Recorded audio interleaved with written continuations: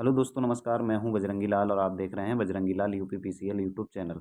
जैसा कि हम सभी को पता है कि हम कर रहे हैं रामबाण बुक इलेक्ट्रीशियन ट्रेड के लिए उसका एक चैप्टर एक क्लास में कंप्लीट। तो इससे पहले हमने एक क्लास में एक चैप्टर कंप्लीट कर लिया है, पहला चैप्टर। और आज हम इस क्लास में दूसरा चैप्टर करेंगे, प्रारंभिक वैद्युतिकी, जिस चैप्टर का नाम है बेसिक इलेक्ट्रिसिटी। पहले चैप्टर की जो क्लास थी आपने उसको खूब सारा प्यार दिया और खूब सारे कमेंट भी किए।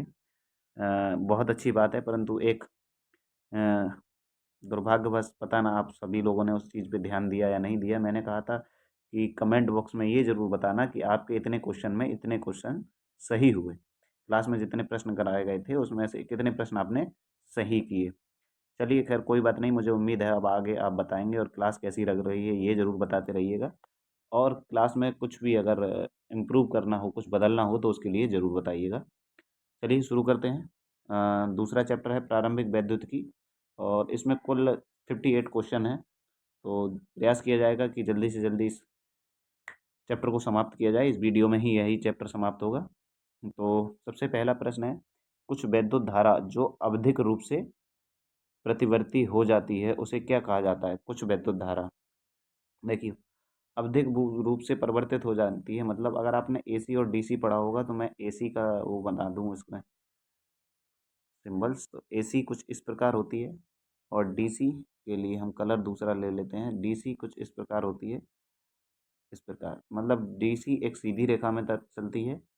यूं कहें तो एसी की परिभाषा ही होती है कि वह धारा जो एक निश्चित समय अंतराल के बाद अपना दिशा तथा परिमाण दोनों बदल लेती है, एसी कहलाती है। जबकि डीसी में दिशा और परिमाण नहीं बदलता। तो इन्होंने वही कहा है आवधिक रूप से। थोड़ी अगर अच्छे से हिंदी पढ़ी पढ़ी होगी और अगर क्वेश्चन को ही अच्छे से पढ़ पाएंगे तो क्वेश्चन में ही इसका आंसर दिया है, आवधिक रूप से प्रतिवर्ती। तो इस धारा को कहते हैं प्रत्यावर्ती धारा। कौन सी धारा? प्रत्यावर्ती धारा। पहले प्रश्न का डी विकल्प सही आंसर था। दूसरे प्रश्न देखते हैं। यहाँ एसी डीसी की परिभाषा दी गई है। जैसा मैंने अभी बताया कि वह वैद्युत धारा का मान एक दिशा एक नियत दर पर परिवर्तित होता है, प्रतिवर्ती धारा कहलाती है। दिष्ट धारा, जिस विद्युत धारा का मान और दिशा नियत रहता है, दिष्ट धारा कहलाती है, मतलब डीसी। अब वैद्युत ऊर्जा कहाँ से प्राप्त की जाती है? दूसरा प्रश्न है वैद्युत ऊर्जा कहाँ से प्राप्त की जा सकती है? देखो यांत्रिक ऊर्जा, यांत्रिक ऊर्जा से वैद्युत ऊर्जा प्राप्त की जाती है। कहाँ प्राप्त की जाती है? तो मोटर में। मोटर में नहीं, मोटर में विद्युत ऊर्जा से यांत्रिक ऊर्जा प्राप्त की जाती है। यांत्रिक ऊर्जा से विद्युत ऊर्जा प्राप्त की जाती है जनरेटर में।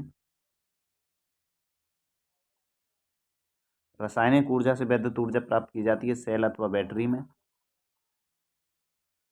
तीसरा है प्रकाश ऊर्जा से विद्युत ऊर्जा प्राप्त की जाती है एलईडी में या फोटोवोल्टाइक सेल। फोटोवोल्टाइक सेल इसका ज़्यादा उचित आंसर होगा। और डी है जल ऊर्जा, मतलब हाइड्रो पावर प्लांट जो होते हैं उनमें हम पानी के द्वारा ही विद्युत ऊर्जा प्राप्त करते हैं। तो इस प्रश्न का जो सही आंसर हो जाएगा वो विकल्प नंबर डी। ठीक है। यांत्रिक ऊर्जा से विद्युत ऊर्जा प्राप्त करेंगे तो जनरेटर से, और रासायनिक ऊर्जा से विद्युत ऊर्जा प्राप्त करेंगे तो सेल के द्वारा या बैटरी के द्वारा। जल ऊर्जा से विद्युत ऊर्जा प्राप्त करेंगे तो ये हम प्राप्त करेंगे हाइड्रो इलेक्ट्रिक पावर प्लांट के द्वारा। ठीक है। और प्रकाश ऊर्जा से फोटोवोल्टाइक सेल के माध्यम से। तो इस प्रश्न का जो सही आंसर हो जाएगा वो हो जाएगा विकल्प नंबर ई। अच्छा, विद्युत सामग्री के उस गुण को क्या कहते हैं? विद्युत सामग्री के उस गुण को क्या कहते हैं जिसके कारण उसमें से धारा, मतलब करंट, प्रवाहित होती है? अगर यहाँ पे पूछा जाता विद्युत सामग्री के उस गुण को क्या कहते हैं जिसके कारण विद्युत धारा प्रवाहित होने का विरोध करता है, तो वह होता प्रतिरोध। परंतु इन्होंने कहा है जिसके कारण उसमें से धारा, करंट प्रवाहित होती है, तो इसको कहते हैं चालकता। यूपीपीसीएल TG2 25 जनवरी 2019 की सेकंड शिफ्ट फर्स्ट शिफ्ट में ये क्वेश्चन पूछा गया था। तो मुझे उम्मीद है अब आप गलत नहीं करेंगे। तो और अगर यहाँ पे अवरोध करने वाला पूछा जाता तो प्रतिरोध आंसर होता, परंतु यहाँ पूछा गया है जिसके कारण उसमें धारा प्रवाहित होती है, तो विकल्प नंबर तीन, तीसरे प्रश्न का विकल्प नंबर दो आंसर सही हो जाएगा। आवृत्ति जितनी, हाँ देखिए ये भी यूपीपीसीएल TG2 में 25 जनवरी 2019 को पूछा गया है कि आवृत्ति खाली स्थान होगी बिजली का झटका उतना ही खतरनाक होगा। यहाँ पर आएगा आवृत्ति जितनी कम होगी बिजली का झटना उतना ही अधिक खतरनाक होगा। अब समझ लीजिए, देखो एसी में क्या होता है, आवृत्ति बार बार ऐसे चेंज होती रहती है, तो झटका क्या होता है, बार बार झटका लगता है। एसी की अपेक्षा अगर झटके लगने की बात आए तो डीसी अधिक खतरनाक होती है। उससे और डीसी अधिक खतरनाक क्यों होती है? क्योंकि उसकी आवृत्ति कम होती है। तो सेम वहीं से कॉन्सेप्ट निकाल रहा है ये कि आवृत्ति जितनी कम होगी बिजली का झटका क्या होगा, उतना ही कम खतरनाक होगा, सॉरी उतना ही अधिक खतरनाक होगा। विकल्प नंबर सी इस प्रश्न का सही आंसर है। आवृत्ति जितनी कम होगी बिजली का झटका उतना ही अधिक खतरनाक होगा। फिर एक बार रिपीट कर दूं मैं, अगर मैं गलत बोल दिया हूं तो रिकॉर्ड करते हुए, कि आवृत्ति जितनी कम होगी बिजली का झटका उतना ही अधिक होगा। ठीक है। 5 नंबर प्रश्न है, विद्युत क्षेत्र की तीव्रता की इकाई या मात्रक क्या होता है। विद्युत क्षेत्र की जो तीव्रता होती है उसको हम ई से प्रदर्शित करते हैं। इसका सूत्र होता है एफ अपॉन क्यू, जहाँ एफ क्या है, बल, बल का मात्रक क्या होता है, न्यूटन, और क्यू क्या है, कूलाम, कूलाम। ठीक है। तो इसका मात्रक क्या होगा, क्यू का कूलाम, मतलब क्यू है आवेश, इसका मात्रक होता है कूलाम। तो इन्होंने पूछा विद्युत क्षेत्र की तीव्रता का मात्रक क्या हो गया, न्यूटन प्रति कूलाम। ऑप्शन में देख लीजिए, न्यूटन गुणा कूलाम है, यहाँ कूलाम गुणा न्यूटन है, ये दोनों विकल्प तो एक ही हुए, न्यूटन है यहाँ पर इस विकल्प में, जबकि इसका सही जो आंसर है वो हो जाएगा ऑप्शन नंबर सी, न्यूटन प्रति कूलाम।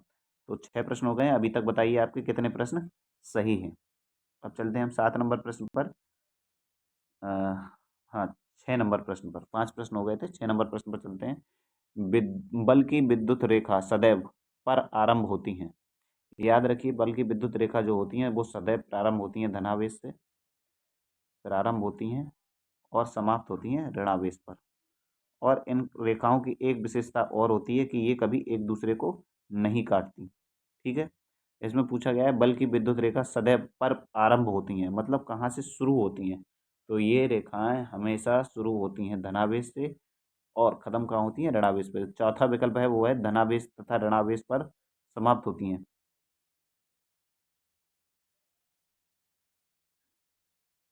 ठीक है। इस क्वेश्चन का जो आंसर है ना वो इनमें से किसी भी विकल्प में सही नहीं दिया गया है। धनावेश और समान आवेश पर समाप्त होती हैं, नहीं। धनावेश और अनंत तक जाती हैं। धनावेश तथा अन्य धनावेश तक जाती हैं, धनावेश तथा ऋणावेश पर समाप्त होती हैं। यहाँ पर विकल्प ये सही रहेगा, ऋणावेश पर समाप्त होती हैं, धनावेश से निकलती हैं और ऋणावेश पर समाप्त होती हैं। ठीक है। तो एक बार करेक्ट कर लीजिएगा। अब 7 नंबर प्रश्न की ओर चलते हैं। एक बिंदु पर क्या है, एक बिंदु पर को विद्युत क्षेत्र में स्थित बिंदु पर को खाली स्थान है, तो क्षेत्र में स्थित बिंदु पर प्रति इकाई धनात्मक आवेश अनुभव किया गया बल के रूप में परिभाषित किया जाता है। ये कुछ नहीं है, इलेक्ट्रिक क्षेत्र की तीव्रता की परिभाषा है। इलेक्ट्रिक क्षेत्र की परिभाषा कहती है कि यदि एक बिंदु पर इलेक्ट्रिक क्षेत्र की तीव्रता को विद्युत क्षेत्र में स्थित किसी बिंदु के प्रति इकाई धनात्मक आवेश अनुभव किया गया बल के रूप में परिभाषित करने वाली तीव्रता को इलेक्ट्रिक तीव्रता कहते हैं। क्या कहते हैं, इलेक्ट्रिक तीव्रता। अब चलते हैं 8 नंबर प्रश्न पर। देखो, विद्युत क्षेत्र की तीव्रता की परिभाषा यहाँ दी हुई है। विद्युत क्षेत्र में स्थित किसी बिंदु पर इकाई धनात्मक आवेश द्वारा अनुभव किया गया बल विद्युत क्षेत्र की तीव्रता कहलाता है। मतलब कोई एक विद्युत क्षेत्र है, उसमें किसी बिंदु पर धनात्मक आवेश द्वारा जो अनुभव किया गया बल है वह विद्युत क्षेत्र क्या कहलाता है, तीव्रता। 8 नंबर प्रश्न है, विद्युत क्षेत्र में इलेक्ट्रॉनों की गति क्या होती है।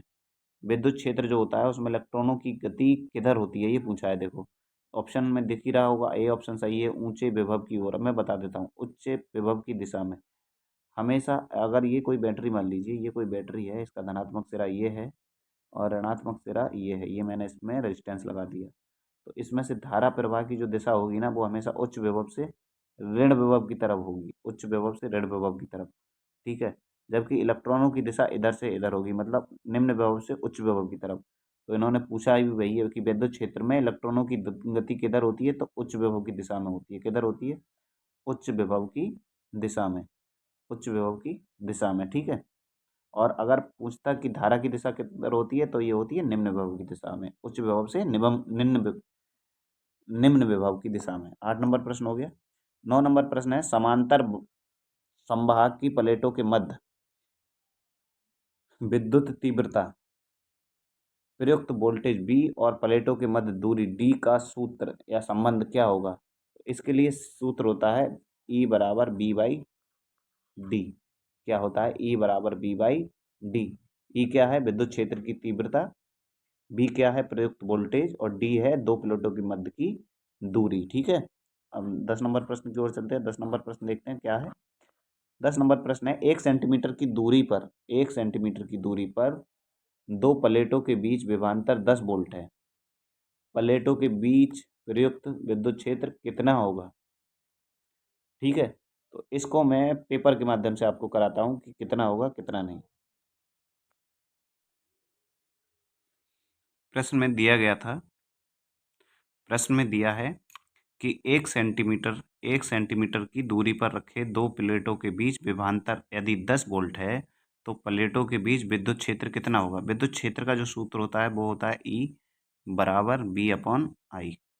ठीक है, ये हमने अभी बताया। यहाँ पर देखो दिया क्या है, एक तो ये दिया है 10 वोल्ट, यानी कि V का मान कितना दे दिया है? 10 वोल्ट। ठीक है, और दूरी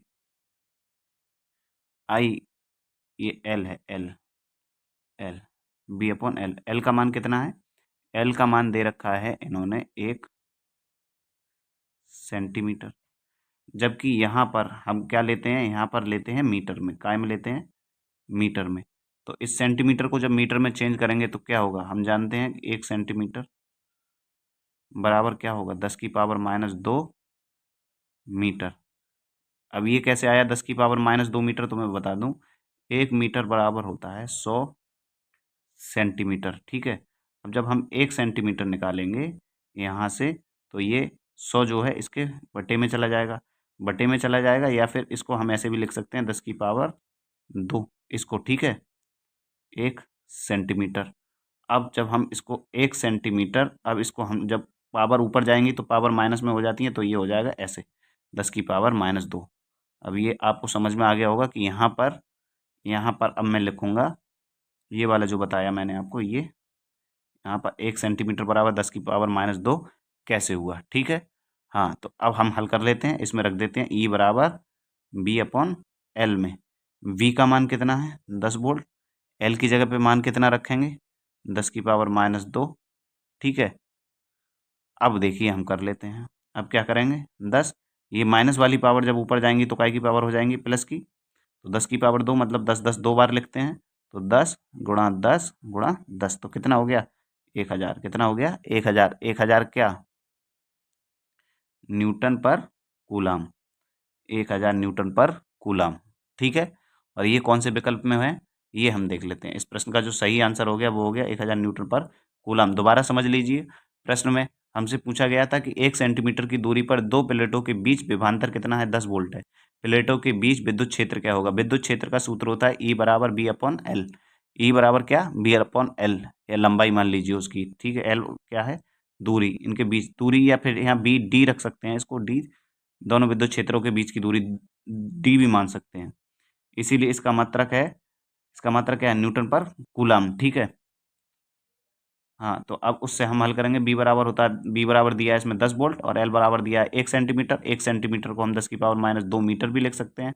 कैसे लिख सकते हैं इसके बारे में देखो, 1 मीटर बराबर होता है 100 सेंटीमीटर, तो 1 सेंटीमीटर बराबर होगा 1/100 मीटर। फिर हम इस 100 को लिख सकते हैं 1/10⁻²। ठीक है, जब 10⁻² ऊपर जाएगा तो ये हो जाएगा 10⁻², इसीलिए हमने बताया 1 सेंटीमीटर बराबर 10⁻²। उसका मान यहाँ रखा, यहाँ पर इस सूत्र में 10⁻²। फिर हम जब इसको हल करेंगे तो 10⁻² ऊपर जाएगा तो ये प्लस का हो जाएगा, और फिर उनको 3 बार गुणा करने पर 1000 न्यूटन पर कूलाम आंसर होगा। तो ये वाला प्रश्न का आंसर क्या हो गया? इस प्रश्न का आंसर हो गया 10 की पावर नहीं, 1000 न्यूटन पर कूलाम। 1000 न्यूटन पर कूलाम कैसे होगा ये देख लीजिएगा। देखो, ई बराबर दिया है B/I। ठीक है, बी का मान होता है 10। बी का मान होता क्या है? 10 वोल्ट दिया है ये यहाँ पर। एल बराबर कितनी दे रखी है? 1 सेंटीमीटर। 1 सेंटीमीटर का मान होता है 10⁻²मीटर। कैसे? देखो, 1 मीटर जो होता है वो होता है 100 सेंटीमीटर। अब हमें इसको निकालना है सेंटीमीटर में, तो 1 सेंटीमीटर बराबर क्या हो जाएगा? 1/100 मीटर। सही है, अब इसको 1/100 मीटर को हम क्या लिख सकते हैं? 1/100 मीटर को हम लिख सकते हैं एक 1/10⁻²। ठीक है, अब हम और हल करेंगे तो इसको लिख देंगे 10⁻²। ये यहाँ पर लिख दिया -2। अब जब हम इसको हल करेंगे तो 10 ऊपर वाला, ये वाला यहाँ आ गया, और ये जब ऊपर पहुँचेगा तो इसकी पावर प्लस हो जाएगी। तो 10 ढाई 100, 100 की गुणा 10 से करेंगे तो आ जाएगा 1000। 1000 न्यूटन पर कूलाम। निम्नलिखित में से क्या एक वेक्टर राशि है? निम्नलिखित में से क्या एक वेक्टर राशि है? तो विद्युत क्षेत्र जो होती है वो क्या होता है? एक वेक्टर राशि है। कैसी राशि है? वेक्टर राशि। अगले प्रश्न पर चलते हैं। अगला प्रश्न देखते हैं क्या है। किसी पदार्थ की सापेक्ष विद्युतशीलता सदैव से बड़ी होती है। किसी पदार्थ की सापेक्ष विद्युतशीलता सदैव क्या होती है? सापेक्ष विद्युतशीलता हमेशा क्या होती है? एक से बड़ी होती है। क्यों होती है? कि किसी पदार्थ की सापेक्ष विद्युतशीलता सदैव एक से बड़ी होती है। साथ ही वायु की सापेक्षशीलता विद्युतशीलता का मान कितना होता है? इकाई। अगर पूछा जाए वायु की विद्युत सापेक्षशीलता का मान कितना होता है? इकाई। इस प्रश्न को देखो। 4 कूलाम के इकाई आवेश को अनंत से बिंदु क्षेत्र में स्थित एक बिंदु तक लाने में 40 जूल कार्य किया जाता है। उस बिंदु पर कितना विभव होगा? कितना विभव होगा? ठीक है, इस प्रश्न को हम करते हैं। ये है प्रश्न। प्रश्न में दिया है, क्वेश्चन ये है। क्वेश्चन में दिया है कि 40 नहीं है, यह है 4 कूलाम। 4 कूलाम के आवेश को अनंत से विद्युत क्षेत्र में स्थित एक बिंदु तक लाने में 40 जूल कार्य किया जाता है। उस बिंदु पर विभव कितना होगा? विभव निकालते हैं हम। तो देखो, विभव का एक सूत्र होता है, वोल्टेज क्या होता है? W/Q। देखो बी यहाँ पर कितना दिया है? बी पूछा है इन्होंने, विभव ही तो पूछा है बी। ठीक है, तो हम यहाँ पर लिख लेते हैं कि दिया है, क्या क्या दिया है। दिया है इन्होंने डब्लू का मान कितना है? 40 जूल। 40 जूल जूल में ही दिया है, तो हमको इसका मात्रक बदलने की कोई ज़रूरत नहीं है। दूसरा क्यू का मान कितना दिया है? 4। ठीक है, बी हमसे पूछा गया है, बस इस सूत्र में रख दो। डब्लू की जगह पर 40 रखा, क्यू की जगह पर 4। 4 से जब 40 को भाग देंगे तो कितना आएगा? 10। 10 क्या? 10 वोल्ट। तो 10 वोल्ट जो आंसर था वह था ऑप्शन नंबर डी। तो डी विकल्प सही है। इस प्रश्न का जो सही आंसर हो जाएगा वो हो जाएगा विकल्प नंबर डी। ठीक है, कितना? विकल्प नंबर डी। अगला प्रश्न है 14 नंबर प्रश्न। 14 नंबर प्रश्न में दिया गया है कि 6 वोल्ट की बैटरी के माध्यम से प्रवाहित प्रत्येक कूलाम आवेश को कितनी ऊर्जा दी जाती है? ठीक है, कितनी ऊर्जा दी जाती है? अब इसमें भी यही सूत्र लगना है। बी बराबर, कौन सा सूत्र लगेगा? इसमें भी सूत्र लगेगा बी बराबर W/Q। देखो, 6 वोल्ट, वोल्ट का मान कितना दे दिया? 6। तो मैं इसको अब दूसरे कलर से ले लेता हूँ। देखो, वोल्ट की जगह पे 6 रखा हमने। के माध्यम से प्रवाहित प्रत्येक कूलाम आवेश को, ठीक है, प्रत्येक कूलाम, एक कूलाम में कितना आवेश होता है? 1.6 गुणा 10⁻⁻19। ऊर्जा पूछी गई है, मतलब डब्लू हमसे निकलवाया है, तो कुछ नहीं करना है, इसकी इससे गुणा कर देंगे। तो 16 की जब हम 6 से गुणा करेंगे, 16 की 1.6 हटा दीजिए, पॉइंट भूल जाइए, तो कितना आएगा? 96। 16 छक्का 96, 96 वाला एक ही विकल्प है यहाँ पर, 9.6 10⁻⁻19। तो विकल्प नंबर डी इस प्रश्न का सही आंसर होगा। अगले प्रश्न की ओर चलते हैं। अगला प्रश्न देखते हैं क्या है। देखो, इसकी कैलकुलेशन यहाँ पर दर्शाई गई है, इसको देखकर आप इसका ऑब्जेक्टिव कर सकते हैं, न्यूमेरिकल कर सकते हैं। वोल्ट 6 वोल्ट दे रखा है, बी बराबर होता है W/Q। क्यू का मान है 1.6 गुणा 10⁻⁻19। तो ऊर्जा बराबर कार्य, तो डब्लू बराबर कितना हो जाएगा? बी गुणा क्यू। और इसके हिसाब से ऐसे हम निकाल सकते हैं। वैसे मैंने आपको समझा ही दिया है। अब प्रश्न नंबर 15। 15 नंबर प्रश्न है, निम्नलिखित में से क्या एक स्केलर मात्रक है?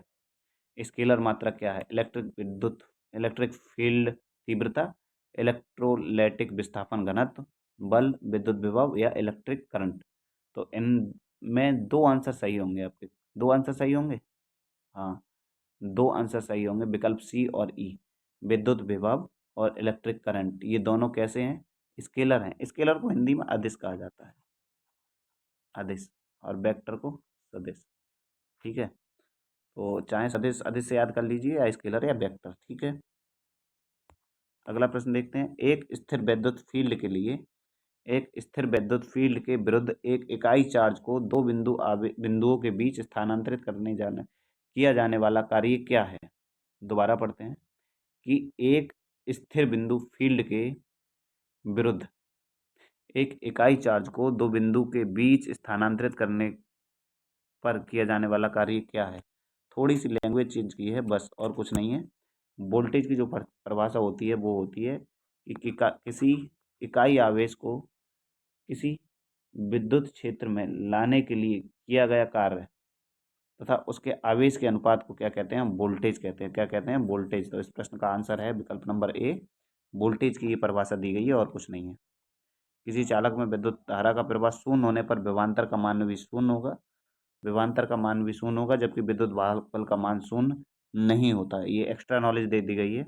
एक संभावित अंतर मतलब वोल्टेज डिफरेंस 12 वोल्ट के साथ दो बिंदुओं पर 2 कूलाम के चार्ज को स्थानांतरित करने में कितना काम कर सकता है?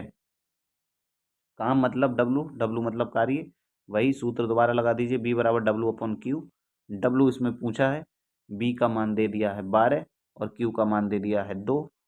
दूसरा रंग ले लेता हूँ मैं, देखो बी का मान है यहाँ पर 12, डब्लू हमसे पूछा है ये वाला डब्लू, और क्यू का मान कितना है 2। तो जब डब्लू का मान निकालेंगे तो ये इसके मल्टीप्लाई में चला जाएगा, 12 की 2 से गुणा करते हैं तो कितना आता है 24। विकल्प नंबर डी इस प्रश्न का सही आंसर है। 17 नंबर प्रश्न हो गया है। एक चालन गोला, प्रश्न है, एक चालन गोला के अंदर निम्नलिखित में से क्या स्थिर रहता है?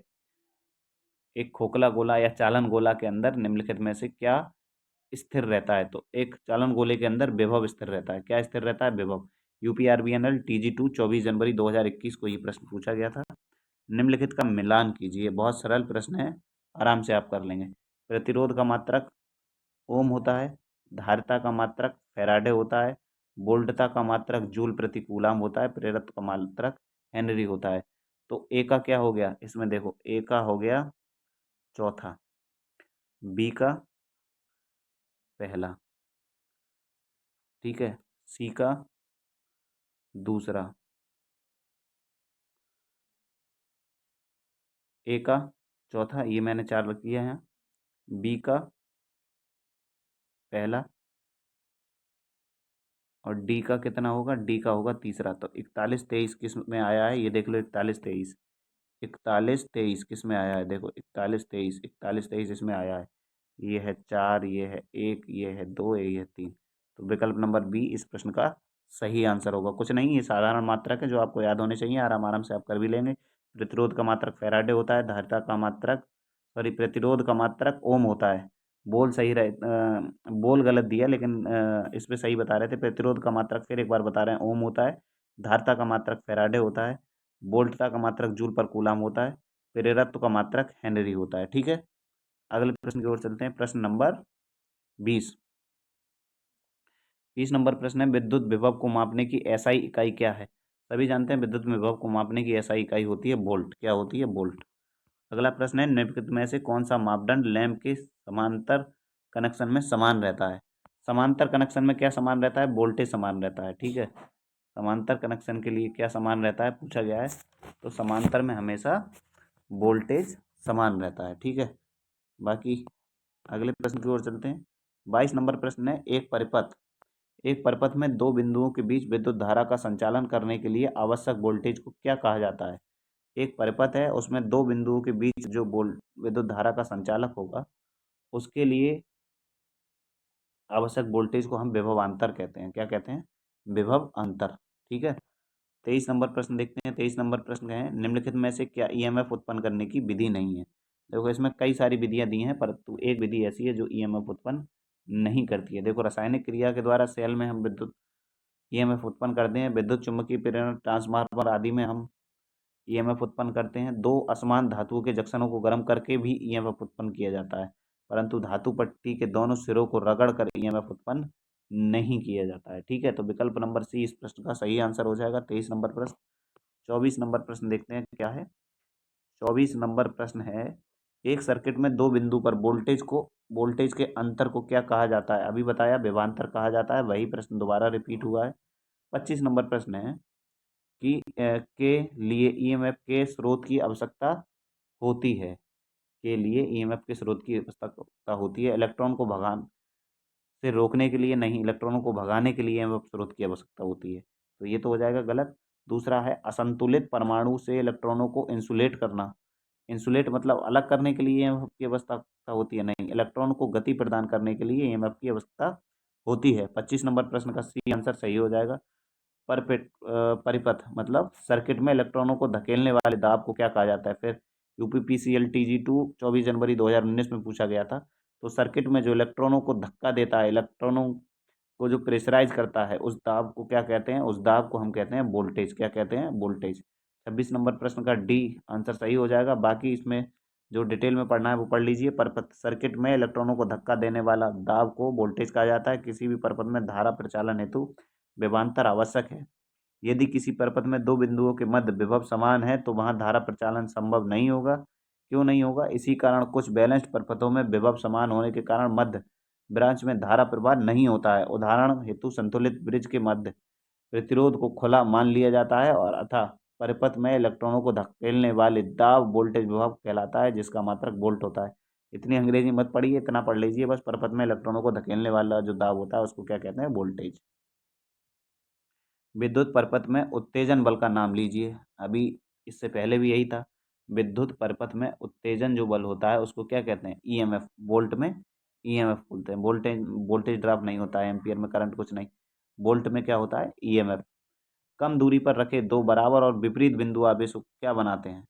तो कम दूरी पर रखे दो बराबर और विपरीत बिंदु आवेश क्या बनाते हैं? विद्युत द्विध्रुव। कुछ नहीं है, विद्युत द्विध्रुव की परिभाषा है, आप याद कर लीजिएगा कि कम दूरी पर रखे हुए दो विद्युत द्विध्रुव आपस में क्या बनाते हैं? विद्युत द्विध्रुव बनाते हैं। कम दूरी पर रखे दो बराबर और विपरीत बिंदु आवेश क्या बनाते हैं? विद्युत द्विध्रुव बनाते हैं। अब हम चलते हैं 29 नंबर प्रश्न पर। अक्षीय रेखा पर द्विध्रुव के कारण क्षेत्र के समानुपाती होती है। तो डायरेक्ट याद कर लीजिए, ये होती है इसकी पावर क्यू के समानुपाती, तृतीय घात के समानुपाती। एक पदार्थ में वोल्टेज के अनुप्रयोग के कारण एक सूचक से दूसरे सूचक तक मुक्त आवेशों की शुद्ध गति होती है। इस प्रकार के संचालन को क्या कहा जाता है? इस प्रकार के संचालन को कहते हैं विद्युत धारा। इलेक्ट्रिसिटी की परिभाषा ही दे दी गई है बस इतनी लंबी। यूपीपीसीएल टीजी2 21 दिसंबर 2022 को ये प्रश्न पूछा गया था।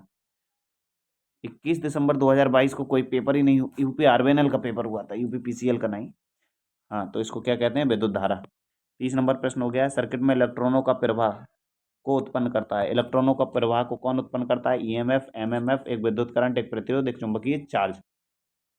तो ये उत्पन्न करता है एक विद्युत करंट। किसी सर्किट में इलेक्ट्रॉनों का प्रवाह किसको उत्पन्न कर देता है? विद्युत करंट को। आवेश के प्रवाह को ही तो विद्युत धारा कहते हैं। तो बस विद्युत धारा की परिभाषा है। धारा प्रवाह के परंपरागत सिद्धांत के अनुसार धारा प्रवाहित होती है।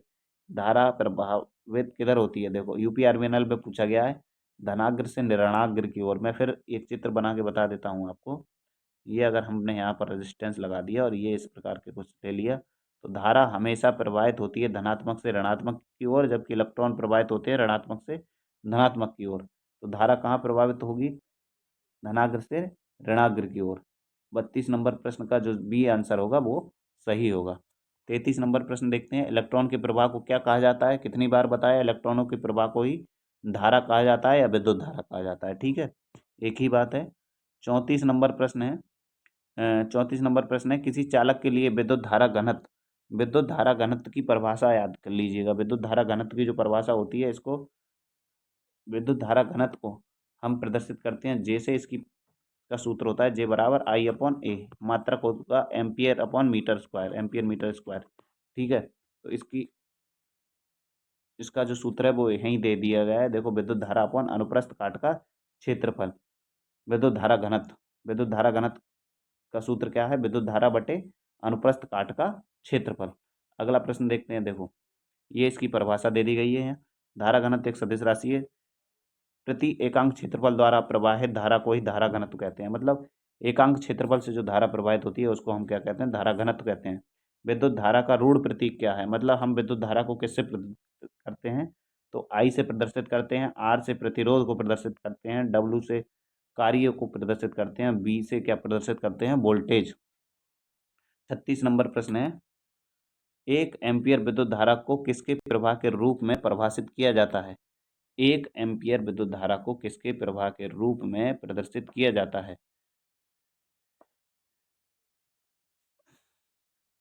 एक एम्पियर विद्युत धारा को एक एम्पियर विद्युत धारा को किसके प्रवाह के रूप में प्रदर्शित किया जाता है? तो एक कूलम प्रति सेकंड।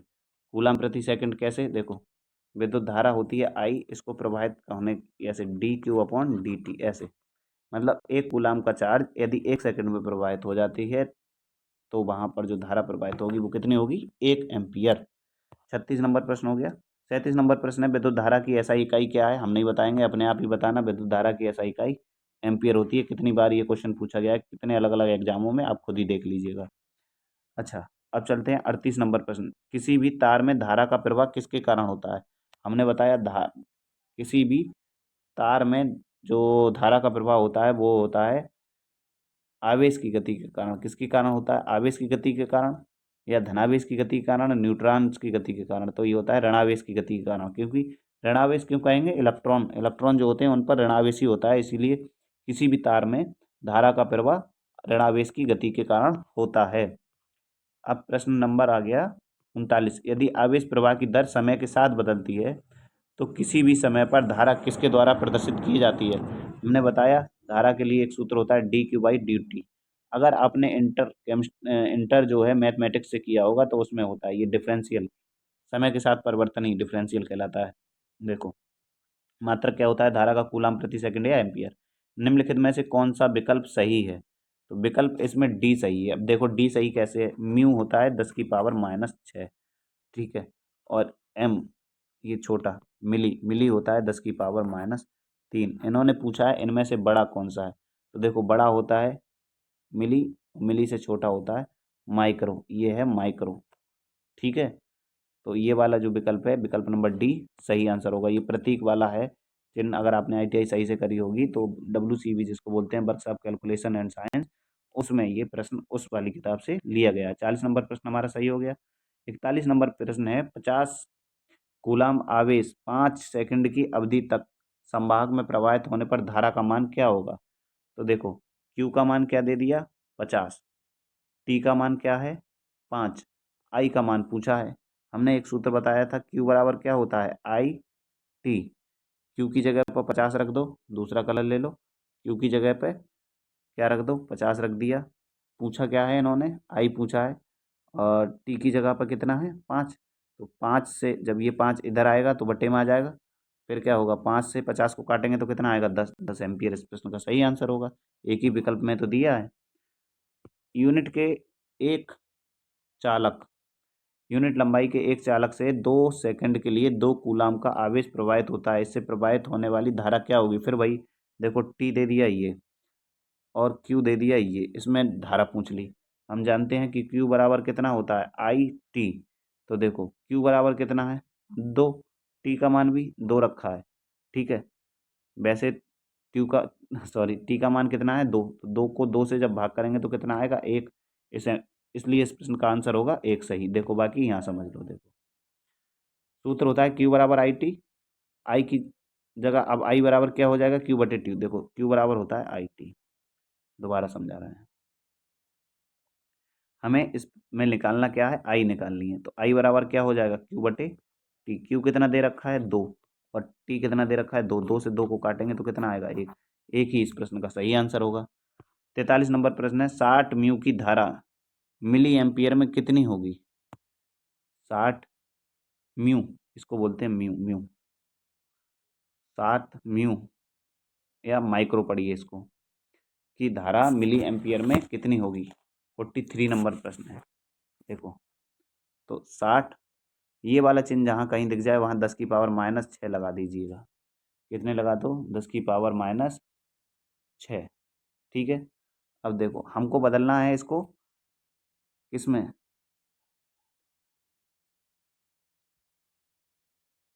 एक मिनट, हमको इसको बदलना है किसमें? मिली एम्पियर में बदलना है। तो मिली एम्पियर तो होता है 10⁻3, ठीक है। तो 60 की गुणा जब करेंगे 10⁻³ से तो कितना आएगा? कितना आएगा? तो ये आएगा 0.06 मिली एम्पियर।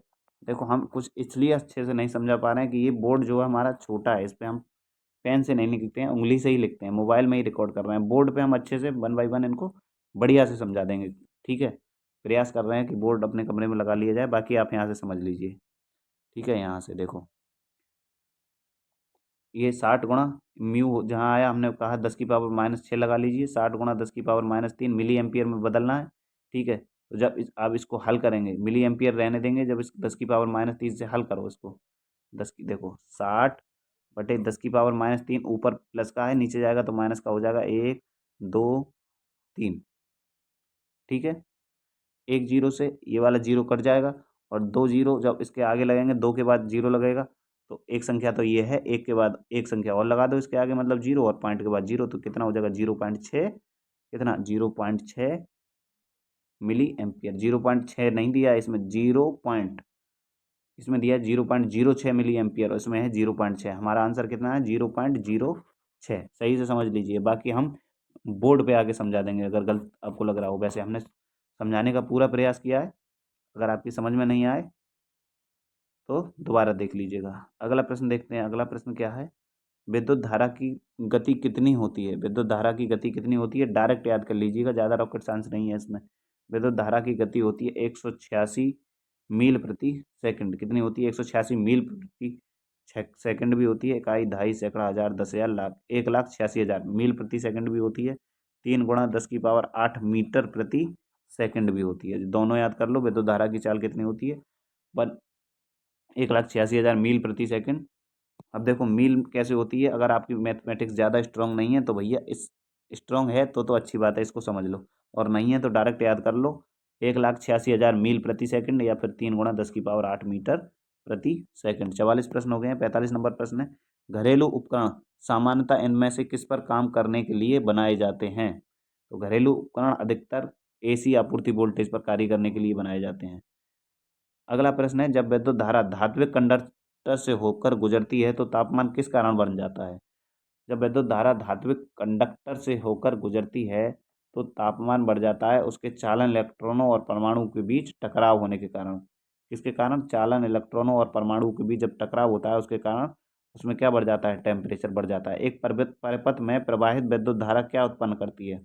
तो एक परिपथ में प्रवाहित विद्युत धारा चुंबकीय प्रभाव, तापीय प्रभाव, रासायनिक प्रभाव, सभी प्रभाव उत्पन्न करती है। इसीलिए इस प्रश्न का जो सही आंसर हो जाएगा वो हो जाएगा विकल्प नंबर डी। 48 नंबर प्रश्न देखते हैं, चल रही ट्रेन में बैठे हुए आदमी, मतलब है चल रही ट्रेन में बैठे हुए एक व्यक्ति में कौन कौन सी ऊर्जा होगी। चूंकि ट्रेन चल रही है इसीलिए उसमें गतिज ऊर्जा होगी, और व्यक्ति एक स्थिति में बैठा है इसीलिए उसमें स्थैतिक ऊर्जा होगी। तो विकल्प नंबर इसका सही आंसर हो जाएगा ए और बी दोनों, विकल्प नंबर ई। स्थैतिक और गतिज दोनों ऊर्जा होती हैं। वैसे ये फिजिक्स का प्रश्न है, इसमें नहीं पूछा जाएगा, टेक्निकल हेल्पर में पूछ लिया गया है राजस्थान में, यूपीपीसीएल में नहीं पूछे जाते हैं ऐसे प्रश्न। उड़ते विमान द्वारा उत्पन्न ऊर्जा क्या कहलाती है। उड़ते विमान में जो ऊर्जा होती है उसको हम क्या कहते हैं, उसमें भी स्थैतिक ऊर्जा और गतिज ऊर्जा दोनों होती हैं। ठीक है। 50 नंबर प्रश्न है, जब कोई व्यक्ति किसी उपकरण के विद्युतीय रूप से चालू भाग को स्पर्श करता है तो हाथ और पैर के बीच के विभव को क्या कहते हैं। कल की क्लास में भी बताया था, इसको कहते हैं स्पर्श विभव। ठीक है, क्या कहते हैं, स्पर्श विभव। स्पर्श करने से जो विभव आता है उसको कहते हैं स्पर्श विभव।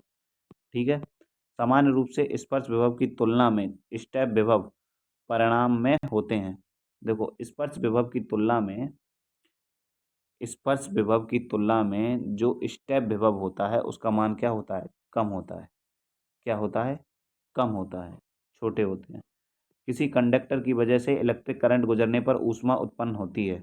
देखो, किसी कंडक्टर में किस गुण के कारण, या फिर ऐसे समझ लीजिए किसी कंडक्टर में किसकी वजह से इलेक्ट्रिक करंट गुजरने पर ऊष्मा उत्पन्न होती है, तो ये उत्पन्न होती है रेजिस्टेंस के कारण।